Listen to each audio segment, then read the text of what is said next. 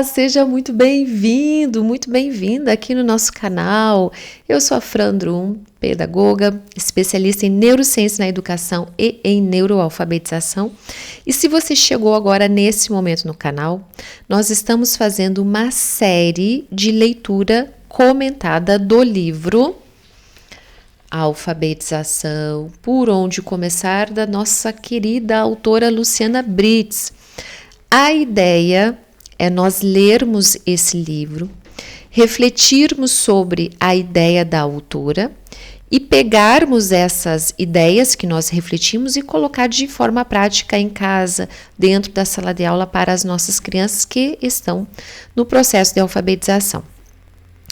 Nós já avançamos e estamos entrando no capítulo 3 do livro dela, mas aqui no nosso canal ele está no episódio 4, porque eu fui gravando aos pouquinhos para não ficar muito cansativo e também para a gente ser mais cirúrgico ali nas nossas reflexões, para a gente poder pausar e pensar mais sobre esse livro que foi escrito de uma sabedoria que nós temos que aproveitar mesmo e bastante. Então, hoje nós iremos entrar novos desafios e novos rumos. Já no na página 48, a Luciana ela começa a fazer um pente fino do que a gente já viu agora, que nós já vimos anteriormente, né? Então, nós já vimos sobre analfabetismo funcional, já vimos alguns obstáculos referentes à aprendizagem nas escolas, formação dos educadores, investimentos em educação, metodologias educacionais variadas. Aí ela começa ali a falar sobre alguns problemas também familiares, da sociedade, das instituições, e agora ela começa, dentro desse contexto, a nos levar para o pensamento e a reflexão do que é a educação baseada, em evidências. Então, ela começa falando ali que é uma abordagem que ela veio para direcionar o processo de alfabetização de uma maneira mais clara e eficiente. Essa abordagem, então, ela nos proporciona para as crianças a desenvolver o seu potencial de maneira mais clara e eficiente. Então, ela começa ali a nos dizer sobre a educação baseada em evidência, que essa prática, inclusive, ela veio para ajudar dentro da escola, porque dentro da escola nós temos várias necessidades. Nós temos, então, os níveis do desenvolvimento das crianças que são muito diferentes uma das outras. Nós temos professores que têm perfis didáticos muito diferentes e nós temos ali vários contextos também de cada instituição. Então, o uso dessas práticas da educação baseada em evidências, ela ajuda a fortalecer a igualdade na sala de aula e aumenta, então, o sucesso dos alunos, que é o nosso objetivo, e dos professores. O foco dessa pesquisa em educação está se voltando cada vez mais ao ensino da leitura e da escrita. De acordo com o Relatório Nacional da Alfabetização, que é o RENAB, a alfabetização baseada em evidências é aquela que emprega procedimentos e recursos cujos efeitos foram testados e se mostraram eficazes. Quando nós estamos falando em alfabetização baseada em evidências, nós não estamos aqui dizendo que o professor ele precisa simplesmente pegar uma pesquisa científica pronta e aplicar como se fosse uma receita de um bolo dentro da sala de aula, porque ciência não é receita de bolo. Um de seus propósitos é abordar o tema pela perspectiva da ciência, visto que atualmente existe um descompasso entre o conhecimento científico produzido sobre a aprendizagem, o ensino da leitura e da escrita e o que se pensa sobre a alfabetização no país. Vale ressaltar ainda que o termo evidências engloba outras análises que vão além das pesquisas, conforme ela coloca um trecho aqui. Desculpa. Ela coloca aqui um trecho de um documento que aí vai ressaltar o termo evidências, tá? Vamos para a página 50. Não basta aplicar essas evidências no dia a dia da escola ou da família, que nós iremos então diminuir o analfabetismo. Quem dera, né, que fosse assim. Como ressalta no livro Educação Baseada em Evidências, o que todo professor precisa saber, pautar a educação na ciência não é sinônimo de seguir cegamente prescrições apoiadas em pesquisas. Em vez disso, a ideia é coletar dados e refletir sobre a prática pedagógica, o que requer a construção de um sistema de melhoria contínua voltada a cada ação. Ela começa aqui a nos explicar que a educação baseada em evidências deve levar em consideração 3 critérios. Então, para ser uma educação baseada em evidências, ela tem que ter relevância, suficiência e veracidade. E esse texto aqui, ele chama muita atenção para esses 3 critérios, porque isso muda a nossa postura como professor. Vamos dar um exemplo aqui. Eu, Prof. Fran, aplico uma determinada estratégia de aprendizagem para uma criança e aí ela apresenta um avanço. Então, eu já posso concluir que aquela estratégia funciona? Eu posso pegar aquela estratégia para aquela criança que eu fiz e generalizar para a turma toda? Não necessariamente. Porque essa estratégia que eu fiz para essa criança talvez tenha funcionado para essa criança naquele momento, naquele contexto. Nós precisamos observar se essa estratégia que eu fiz e o resultado ele vai se manter.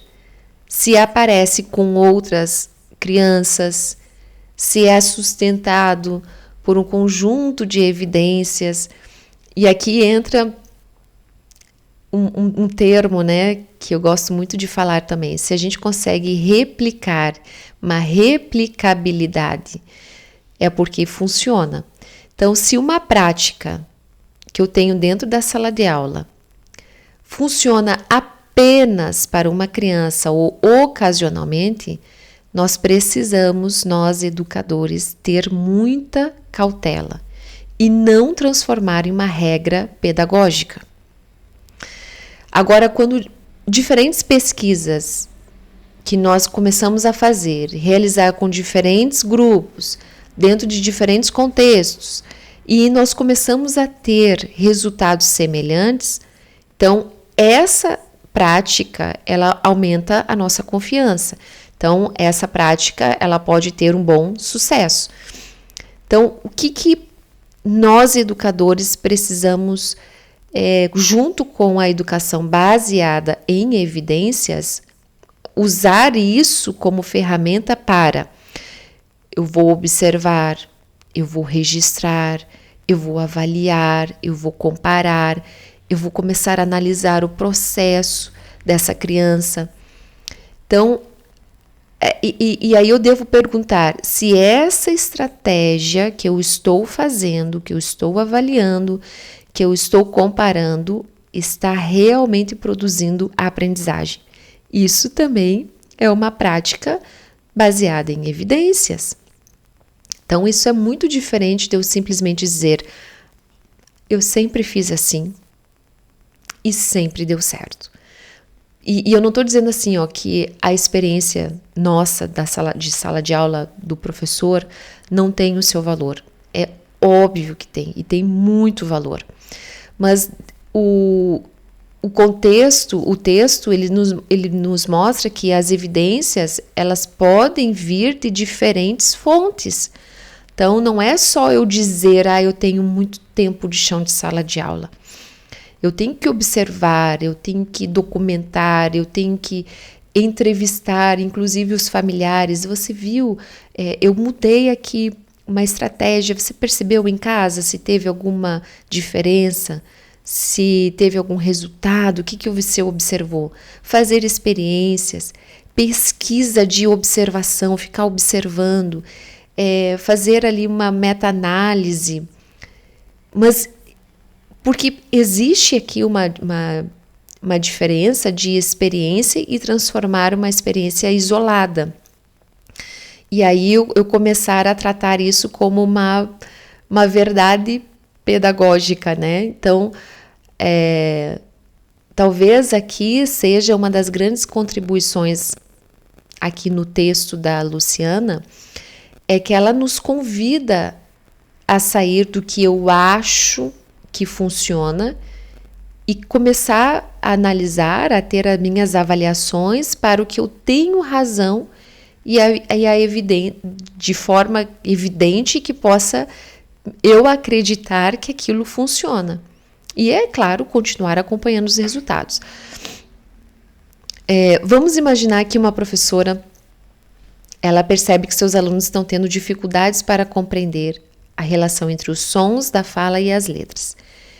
E, em vez de simplesmente ela mudar de atividade todos os dias, ela começa a fazer uma investigação, começa a observar quais correspondências essas crianças já dominam dentro da sala de aula. Quais elas apresentam dificuldades. E aí eu começo a registrar os erros. Trabalhar explicitamente. O que é explicitamente? Eu, professor, eu mostro o que eu quero que eles aprendam. Depois nós juntos, eu e as crianças, iremos fazer, manipular, fazer as atividades, entender o conceito, entender aquela aprendizagem. E depois essa criança, de forma independente, sozinha, irá me mostrar se ela consolidou aquela aprendizagem que nós juntos estávamos formando. Isso é uma instrução explícita. E depois reavaliar se houve progresso ou se apenas estabilizou, né? Isso que eu acabei de falar também é uma prática baseada em evidência que está acontecendo dentro da sala de aula, no dia a dia. A evidência científica, ela não está apenas no artigo científico que nós lemos. Ela também precisa dialogar com os dados reais de cada criança no dia a dia, as necessidades daquela turma. Porque trabalhar com evidências não significa abandonar a experiência nossa dentro da sala de aula, a experiência de cada professor. Nós temos que pegar essa experiência, toda essa bagagem que às vezes a gente enche o peito para dizer, e dialogar com a ciência, com os dados reais, com a realidade de cada aluno dentro da sala de aula. E aí nós estamos na página 50 e ela começa a falar aqui na página 51, ela faz aqui uma observação. O uso de práticas comprovadas pela ciência, portanto, fortalece a igualdade na sala de aula e aumenta, por consequência, o sucesso de alunos e professores. Isso ela mencionou lá na página 49. E nós vamos entrar para a página 52. Me conta aí. E você está conseguindo entender sobre educação baseada em evidências? Já está conseguindo aí a clarear as ideias, o que é trabalhar com essa prática, educação baseada em evidências. Se você está conseguindo, deixa aqui nos comentários para mim. Falando nisso, eu quero que, se você está sendo instigado a conhecer mais, tem te ajudado também nas suas práticas dentro da sala de aula, tem colaborado com isso, deixa aqui nos comentários, por favor. Curta E também encaminha para outros professores, educadores, pais, familiares, até mediadores que gostam desse assunto. Eu peço que você encaminhe então esse vídeo. Quanto mais a gente curtir, comentar, compartilhar, o YouTube vai entender que esse assunto é relevante e vai entregar aí para mais famílias. Combinado? Então, deixa eu ver aqui qual a página.